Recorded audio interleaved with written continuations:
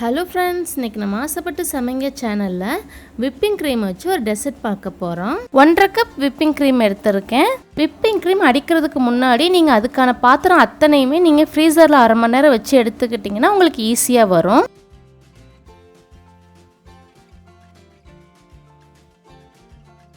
இந்த அளவுக்கு பீட் பண்ணதுக்கு அப்புறம் கண்டென்ஸ்டு மில்க் 400 ml சேர்த்துக்கலாம். ஒரு டின் 1.5 கப் விப்பிங் க்ரீமுக்கு ஒரு டின் கண்டென்ஸ்டு மில்க் சரியாக இருக்கும்.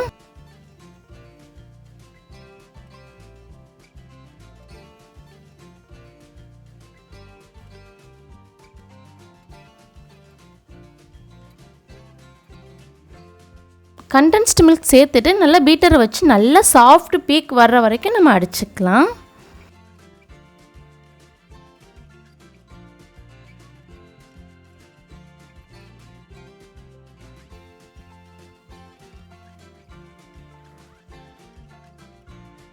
பாருங்கள், இந்த அளவுக்கு அடித்ததுக்கப்புறம் ஃப்ளேவருக்காக கொஞ்சமாக வெனிலா எசன்ஸ் சேர்த்துக்கிறேன்.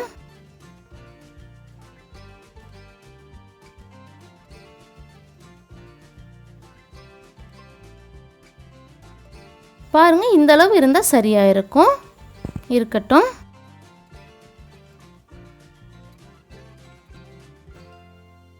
காஃபி தூள் 1 டீஸ்பூன் எடுத்திருக்கேன். இதில் நம்ம 1/2 கப் சுடுதண்ணி சேர்த்துக்கலாம்.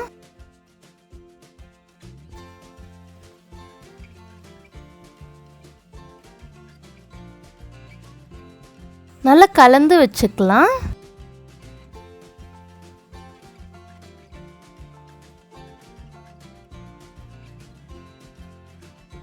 ரெண்டு பாக்கெட் மேரிகோல்டு பிஸ்கட் எடுத்திருக்கேன். இதை நம்ம இப்போ இந்த சுடுதண்ணியில் முக்கிட்டு இந்த பவுலில் வரிசையாக அடுக்கி வச்சிடலாம்.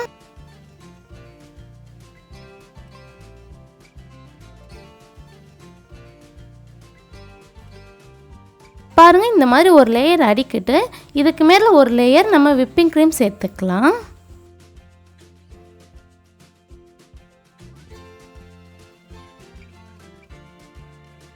மறுபடியும் ஒரு லேயர் பிஸ்கட் சேர்த்துக்கலாம். இதே மாதிரி உங்களுக்கு எத்தனை லேயர் வேணுமோ அது மாதிரி மேலே மேலே அடுக்கி வச்சுக்கோங்க.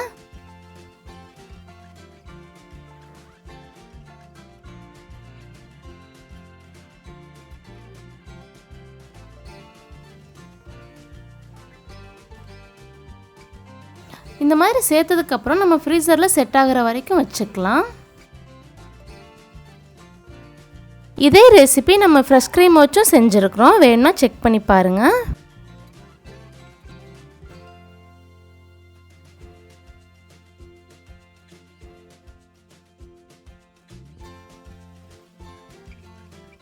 பாருங்கள், நல்லா செட் ஆயிடுச்சு. இதுக்கு மேலே நம்ம கொக்கோ பவுடரை தூவிக்கலாம். அது ஃப்ளேவர் ரொம்ப நல்லாயிருக்கும்.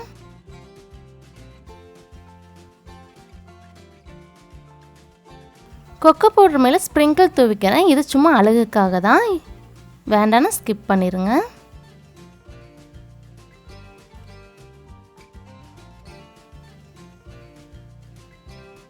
பாருங்கள், சூப்பரான ஒரு டெசர்ட் ரெடி ஆயிடுச்சு. இது ஒரே ஒரு தடவை வீட்டில் செஞ்சு பாருங்கள். அப்புறம் மறுபடியும் நீங்கள் செய்வீங்க.